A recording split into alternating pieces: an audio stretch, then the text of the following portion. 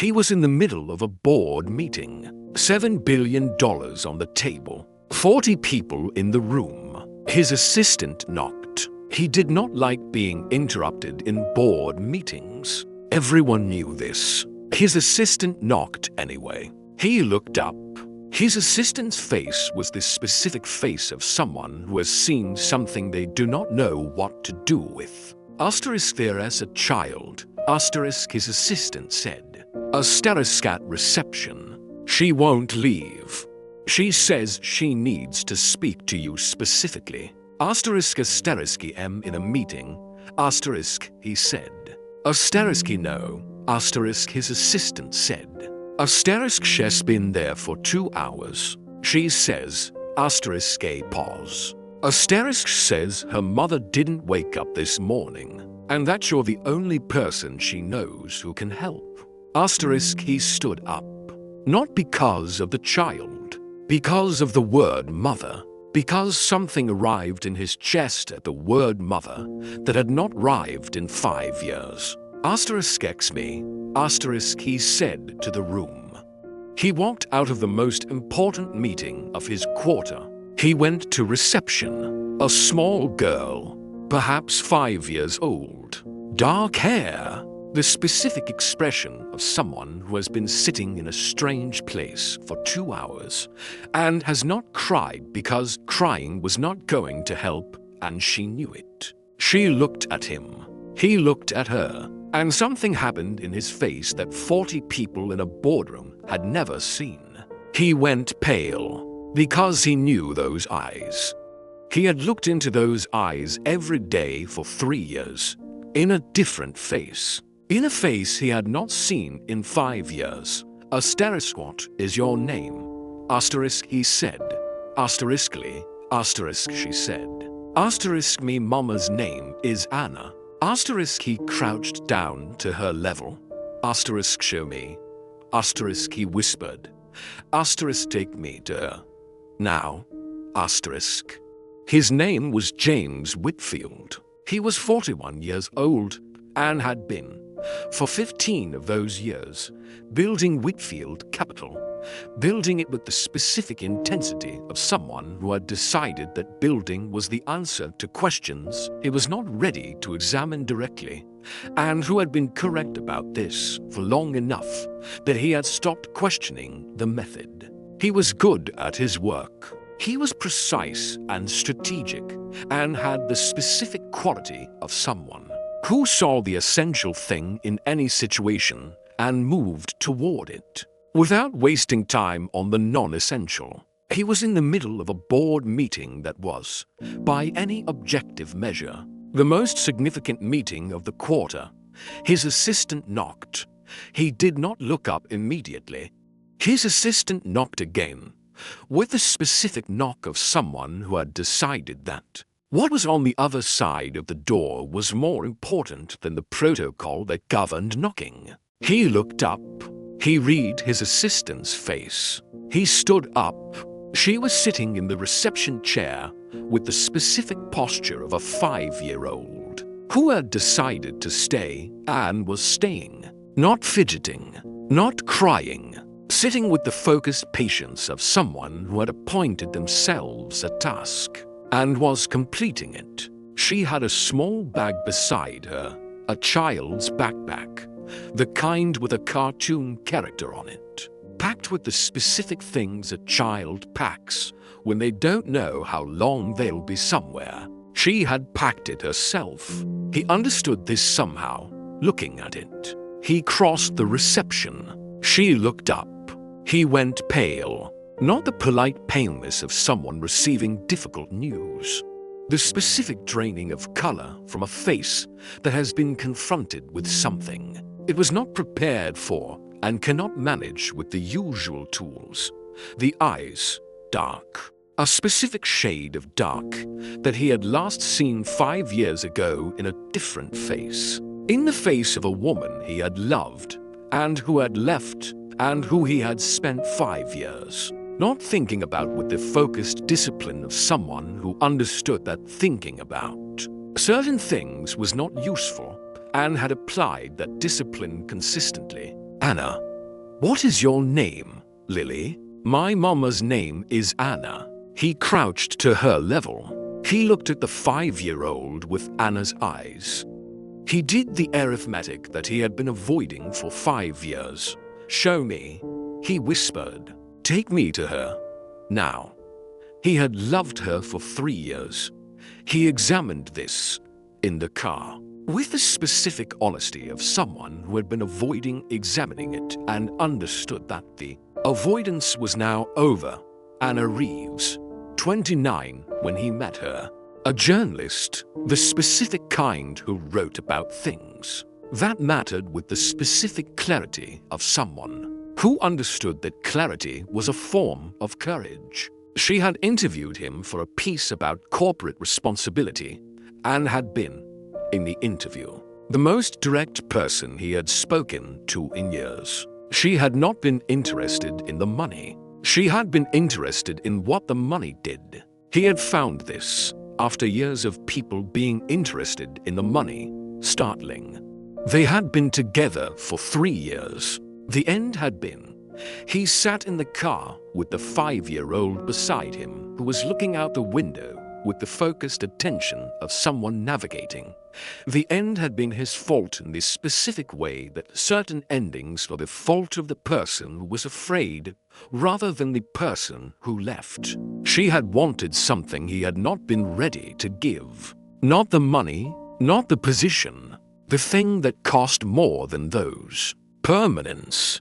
He had not been ready. She had left. He had let her go. He had spent 5 years not thinking about it. "Is your mama sick often?" he said. "No," Lily said. "She never gets sick.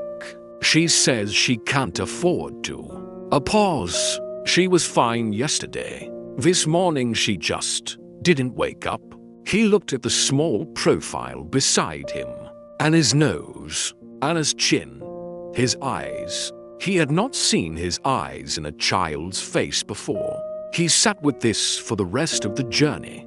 It was on the 3rd floor of a building on Mercer Street. Not grand, the building of someone who managed carefully, who had chosen the neighborhood for its schools and its safety and its proximity to the archive where she worked, not for its prestige. He knew she worked at the archive. He had known this for 5 years. He had not allowed himself to know what he would do with knowing it. Lily unlocked the door with the key she wore on a string around her neck. The specific preparedness of a child who had been taught to be capable. The flat was warm. The specific warmth of somewhere made into a home. By someone who understood that home was made rather than found. Books, drawings on the walls, lilies. The specific bright colors of a child for whom drawing was a primary language. A kitchen that smelled of the morning's coffee still in the pot. Anna was in the bedroom, breathing. He stood in the doorway and looked at her, at the woman he had not seen in 5 years, lying in her bed with the specific stillness of someone whose body had decided to stop without consulting them. He called an ambulance. He called his personal physician. He sat beside the bed and held her hand. The specific hand he had held for 3 years and had not held for 5, and waited. Lily sat on the other side. She had done this before. He understood. She had sat beside her mother and waited and managed, and not cried because crying was not going to help. He looked across the bed at the 5-year-old. "How long has she been like this?" he said. "Since this morning," Lily said. "When I woke up, she wasn't in the kitchen." "She's always in the kitchen." "You came to find me," he said. "I found your name," Lily said. "In Mama's things. In the box she keeps in the wardrobe." "What box?" "The one she looks at sometimes," Lily said. "When she thinks I'm asleep." He looked at Anna. He thought about a box in a wardrobe. He thought about 5 years. The diagnosis was exhaustion. Not dramatic, not the diagnosis of something that required the specific language of crisis, exhaustion and a vitamin deficiency, and the particular collapse of a body that had been running at capacity for too long without sufficient rest. She's been doing too much, his physician said, working, clearly, and raising a child alone. Her body simply stopped. She'll be all right, James said. She'll be fine, his physician said. She needs rest, proper rest, and someone to tell her that she cannot continue at this pace. James sat in the hospital corridor. Lily was beside him. She had not left his side since the ambulance. Not with the clinginess of a frightened child, with the specific practicality of someone who had assessed the situation and determined that staying close to the competent adult was the correct strategy. She's going to be all right, he told her. I know, Lily said. I could tell from how the doctors talked. He looked at her. How? Their faces, she said. When it's bad, their faces are different. These ones weren't worried, just busy. You pay attention to faces, he said. Mama taught me, she said. She says faces are where the truth lives. He thought about Anna saying that. He could hear it, the specific way she said things, the particular combination of directness and warmth that had been the thing he missed without letting himself call it missing. Lily, he said. Single quotes, yes. The box in the wardrobe, he said. You said your mama looks at it sometimes. What's in it? Lily looked at him. The assessment she brought to important things. Letters, she said. And a photograph. What photograph? A man, she said. I asked her once who he was. What did she say? She said, Lily said, that he was someone she loved very much, and that sometimes love wasn't enough, and that she hoped I would understand when I was older. She paused. I think I understand now. He looked at his hands. Do you? He said. I think, Lily said, that you are the man in the photograph. He was quiet. Yes, he said. Are you my papa? She said. He looked at the 5-year-old with Anna's eyes, and his eyes, and the specific directness of someone who had decided that the question required asking. I didn't know, he said. I didn't know about you, but you might be, Lily said. Yes, he said. I might be. Lily considered this with the thoroughness she brought to everything important. Mama will explain, she said. When she wakes up. Yes, he said. Will you stay? Lily said. Until she does? He looked at the hospital corridor, at the room where Anna was sleeping, at the 5-year-old beside him, at the specific arithmetic of 5 years arriving at this moment. Yes, he said. I'll stay. She woke on the Thursday. Not dramatically. She opened her eyes in the specific way of someone returning from somewhere and needing a moment to understand where they had returned to. She saw the ceiling. She saw Lily, asleep in the chair beside the bed, in the specific sleep of a child who had been holding things together for days and had finally allowed themselves to stop. She saw James. He was sitting on the other side of the bed. He had been there for 4 days. She looked at him for a long moment. James, she said. Anna, he said. She looked at Lily. She found you, she said. Yes, he said. I always told her, Anna said, that if something happened, she should find someone capable. A pause. She found you. She's remarkable, he said. Yes, Anna said. She is. Anna, he said. I know what you're going to ask, she said. Is she mine? She looked at Lily, at the child who had fallen asleep holding her mother's hand. Yes, she said. You didn't tell me, he said. You weren't ready, she said. When I left, you weren't ready for permanence. She looked at him. I didn't want her to grow up watching you decide whether to stay. I would have stayed, he said. I didn't know that, she said. And neither did you. He looked at his daughter. At the 5 years he had not been there. I'm sorry, he said. I know, she said. Anna, he said. Single quotes, yes. I've been ready, he said, for a long time. I just didn't know what I was ready for. He held her gaze. I know now. She looked at him. That's easy to say, she said. Yes, he said. It is. He paused. Let me show you. She woke up while they were talking. The specific waking of a child who had been almost asleep and had heard something worth waking for. She looked at her mother. She looked at James. She made the assessment. You talked, she said. Yes, Anna said. Is he my papa? Lily said. Anna looked at James. James looked at Lily. Yes, he said. I am.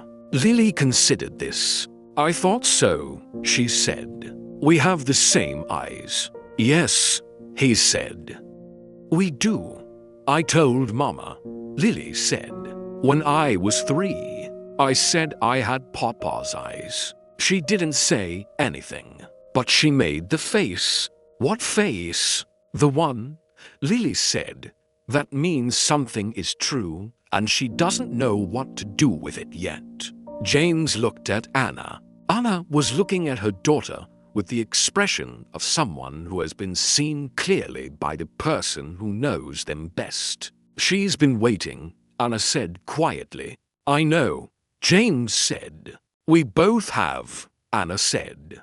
He looked at the two of them, at the woman he had loved and let go, and had spent 5 years not thinking about, and at the daughter he had not known and who had packed a bag and sat in his reception for 2 hours because she had decided he was the person who could help. He thought, she chose me. He thought, she was right. He arranged everything, not as a gesture, as a commitment. The specific difference between gestures and commitments was one he had been thinking about for 4 days in a hospital corridor and was clear on. He arranged for Anna to come home from the hospital to somewhere. That was not the 3rd floor flat on Mercer Street where she had been doing too much alone. Not his apartment. He had not suggested that. Understood that suggestion would have been the wrong kind of permanence. The kind that moved too fast. A house. Near the archive where she worked. Near the school Lily attended. With a garden. Lily had expressed opinions about gardens, which she had noted. He had not told Anna about the house until it was arranged. James, she said, when he told her, you need somewhere to rest, he said. Properly. That's what the doctor said. I can't. It's not a gift, he said. It's not something that requires obligation. It's somewhere to recover. After that, whatever you want. She looked at him. Whatever I want, she said. Yes, he said. What do you want? She said. He looked at Lily, who was in the hospital corridor teaching his assistant a card game with the focused authority of someone who knew the rules and was sharing them. I want, he said, to know my daughter, and I want the chance to show you that I am the person I should have been 5 years ago. He held her gaze. I'm not asking for anything. I'm asking for the chance to show you. She looked at him for a long time. One thing at a time. She said, yes, he said. The house first, she said. Yes, he said. And Lily, she said. Yes, he said. Lily first. Lily had opinions about the garden. He had anticipated this and had been correct. She arrived at the house. and went directly to the garden with a comprehensive assessment. She brought to all important spaces and produced, within 20 minutes, a detailed analysis of its strengths and deficiencies. "The roses need attention," she said, "and there should be a swing and a patch for growing things. All of that," James said, "can be arranged." "I want to help," Lily said, "with the growing things. Mama says things grow better when you pay attention to them." "She's right," he said. "She usually is," Lily said, "about most things." He looked at his daughter, at the 5-year-old who had packed a bag and sat in his reception for 2 hours and had navigated a hospital and was now planning a garden with the focused intention of someone who had decided this was home. "Lily," he said, single quotes, "yes. I wasn't there," he said, "for the first 5 years. I didn't know. But I wasn't there." She looked at him with the assessment. "Mama was there," she said. "Yes," he said, "she was. She was enough," Lily said. "She's always enough." She paused. "But 2 is better than 1. For most things." "Yes," he said. So Lily said, with the specific practicality she brought to conclusions, "You should stay." He looked at his daughter. "Yes," he said, "I should." He was in the middle of a board meeting, $7 billion on the table. His assistant knocked. A small girl. 2 hours in reception. Her mother didn't wake up. He was the only person she knew who could help. He walked out of the most important meeting of his quarter. He went pale, because he knew those eyes. Here is what we learned. The most important meeting of your life will not be scheduled. It will arrive as an interruption. A small girl in reception. 2 hours. "Sir, my mom didn't wake up." He had spent 5 years not thinking about Anna, with the focused discipline of someone who understood that thinking about certain things was not useful. And then a 5-year-old packed a bag and sat in his reception and decided he was the person who could help. She was right. She had always been right. Children know. They know who is capable. They know who will show up. They know whose eyes they share. He was not ready 5 years ago. He was ready now.